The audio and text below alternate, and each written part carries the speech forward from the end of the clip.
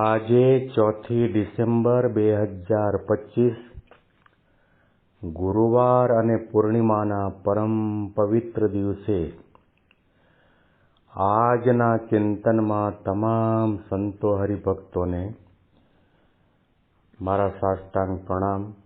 જય સ્વામિનારાયણ. આજનું ચિંતન નંદ સંતોના કીર્તનો, મર્મ અને રહસ્ય. જમો થાળ જીવન જઉં ભારી, ધોમું કર ચરણ કરો ત્યારી. જમો થાળ જીવન જઉં ભારી. આજના ચિંતનમાં છેલ્લા ઘણા દિવસોથી સદગુરુ બ્રહ્માનંદ સ્વામીના શૂરવીરતાના 4 પદો સાંભળતા આવ્યા હતા. ભગવાન સ્વામિનારાયણના અષ્ટકવિમાં જેની ગણના થાય છે, જે સ્થાન પામ્યા છે અને જે ભગવાન સ્વામિનારાયણના પરમ કૃપાપાત્ર, સમજણવાળા, ધીર, ગંભીર અને ભક્તિવાળા તપસ્વી એવા સંત સદગુરુ ભોમાનંદ સ્વામી, એમની કલમ દ્વારા લખાયેલા થાળને આજે આપણે ચિંતન કરવાના છીએ. રોજે ઘોડે રાજેશ્વર બિરાજે રે. આ પદ આપણે ઘણા સમયથી સાંભળતા આવ્યા છીએ. એ પદના રચયિતા સદગુરુ ભોમાનંદ સ્વામી. મહારાજના નંદ કવિ સંતોએ મૂર્તિના કીર્તનો બનાવ્યા છે, ઉપદેશના કીર્તનો બનાવ્યા છે, મનુષ્ય દેહની દુર્લભતાના કીર્તનો બનાવ્યા છે, સંત મહિમાના કીર્તનો ગાયા છે, શૂરવીરતાના ભક્તિપદો પણ ગાયા છે. એમાં નંદ સંતોએ પ્રભાતિયાના પદો પણ લખ્યા છે, આરતી પણ લખી છે, અષ્ટક પણ લખ્યા છે, ચેષ્ટા પણ લખી છે અને ધ્યાન માનસીના પદો પણ લખ્યા છે. સાથે સાથે ભક્તિ માર્ગનું અતિ અનિવાર્ય અને અવિભાજ્ય અંગ એવું ઠાકોરજી અને સંતોને થાળ ધરાવવા માટેનું છે. એ થાળના પદોની અંદર દુનિયાના તમામ લાખો સંતો હરિભક્તોના કંઠે દિવસના એક વખત તો થાળ કરતી વખતે જે પદનું ગાન અવશ્યપણે કરવામાં આવે છે અને એ પદની રચના સદગુરુ ભોમાનંદ સ્વામીએ કરી છે. ભોમાનંદ સ્વામી માણસા ગામના હતા અને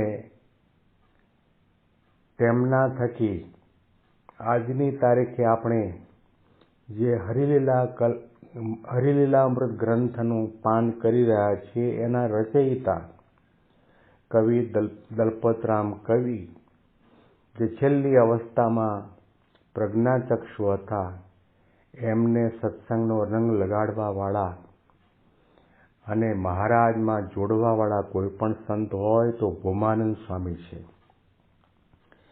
મહારાજે ભોમાનંદ સ્વામીને દીક્ષા આપી અને 500 પરમહંસોને જે આજ્ઞા હતી, એ આજ્ઞા ભોમાનંદ સ્વામીને પોતાને પણ હતી. અપમાન થાય, તિરસ્કાર થાય, હળદૂત થાય એવી જગ્યાએ તમારે જવું, જ્યાં ભિક્ષા પણ ન મળે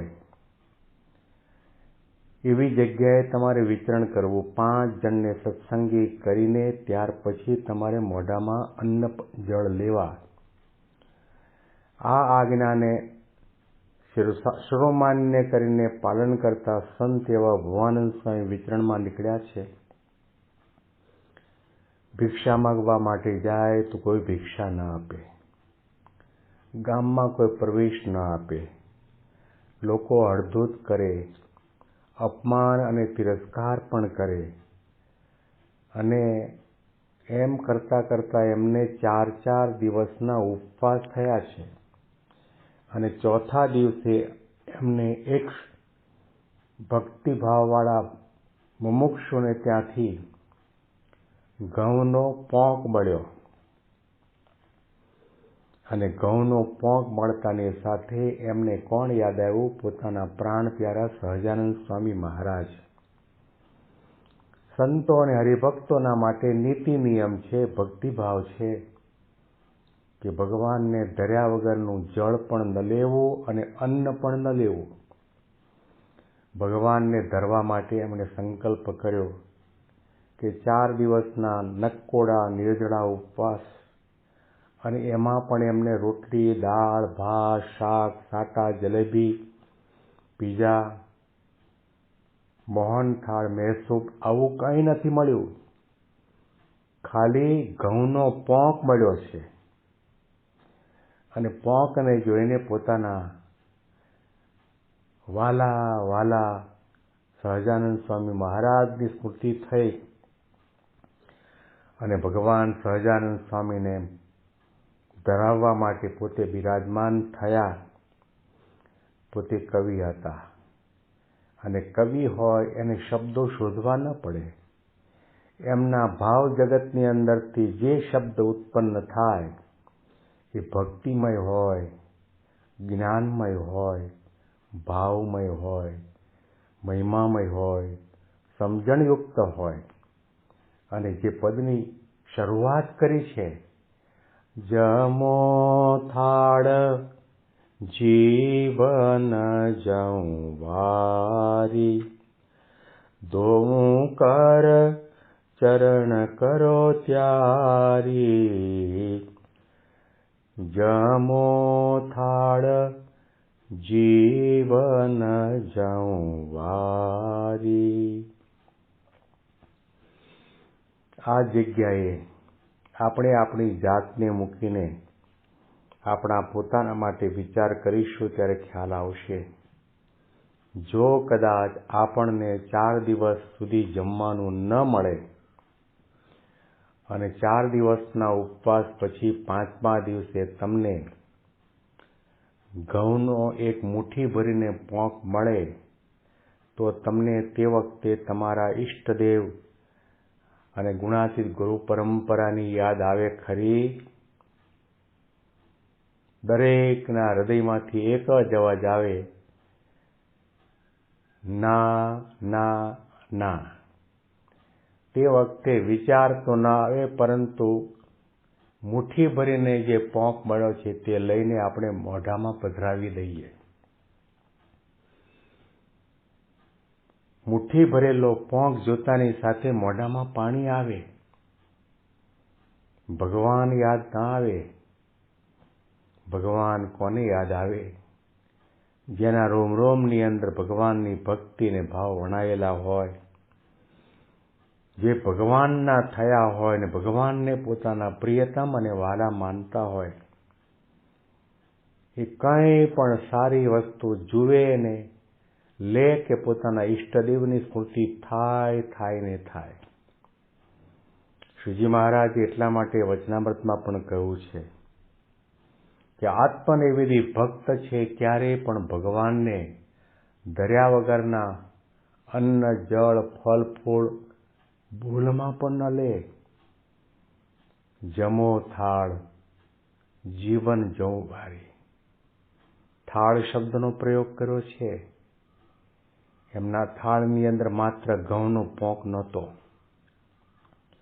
એમના થાળની અંદર સોના પાત્ર નહોતા. એમના થાળની અંદર જળ કટોરી પણ નહોતી. એમના થાળની આગળ ચિત્રામણની ભગવાનની પ્રતિમા પણ નહોતી. એમના થાળની અંદર લાડુ હતા, જલેબી હતી. એમના થાળની અંદર રોટલી, દાળ, ભાત, શાક હતા. એમના થાળની અંદર પાપડ, અથાણા, કઢી ઘણી બધી વસ્તુ હતી. ભાવથી પોતે ધરે છે. જમો થાળ જીવન જાઉં વારી. મહારાજ મહારાજ તમે અમારો થાળ અંગીકાર કરો, હું તમારા ઉપર વારી જાઉં છું. વારી જવું એટલે કે ભગવાન સંબંધી કંઈ પણ ક્રિયા કરવામાં આવે ત્યારે દેહ ભાવનો ત્યાગ કરવામાં આવે તો વારી જવું અર્થ સાર્થક થયો.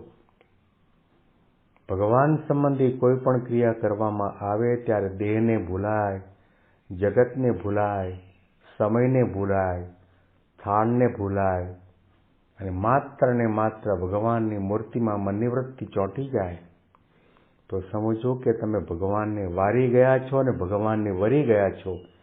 આ પંક્તિના અનુસંધાનમાં થાળ વિશે વધારે ચિંતન આપણે આવતીકાલના ચિંતનમાં સાંભળીશું. આજે પૂર્ણિમાનો દિવસ, 10 દિવસના માટે ગુજરાતમાં જવાનું થયું.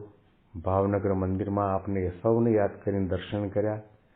સારંગપુરમાં ઠાકોરજીના દર્શન કર્યા, બંને સ્મૃતિ મંદિરના દર્શન કર્યા, બોટાદની અંદર પણ દર્શન કર્યા અને અમદાવાદની અંદર પ્રત્યક્ષ ગુરુ પ્રાણ પ્યારા ગુરુવારી મહંત સ્વામી મહારાજના બે વખત બહુ જ નજીકથી અંગત રીતે દર્શનનો લાભ મળ્યો. પ્રાતઃ પૂજાનો લાભ મળ્યો, મહાપૂજા બેસવાનો લાભ મળ્યો, ત્યાંના મંદિરમાં ઠાકોરજીના દર્શનના અભિષેક કરવાનો પણ લાભ મળ્યો. આપ સૌને યાદ કરીને દર્શન કર્યા છે, આનંદ થયો છે. આવતીકાલે ચિંતન સાંભળીશું. બેંગ્લોરથી પ્રેમ શાસ્ત્રીના સાષ્ટાંગ પ્રણામ. જય સ્વામિનારાયણ.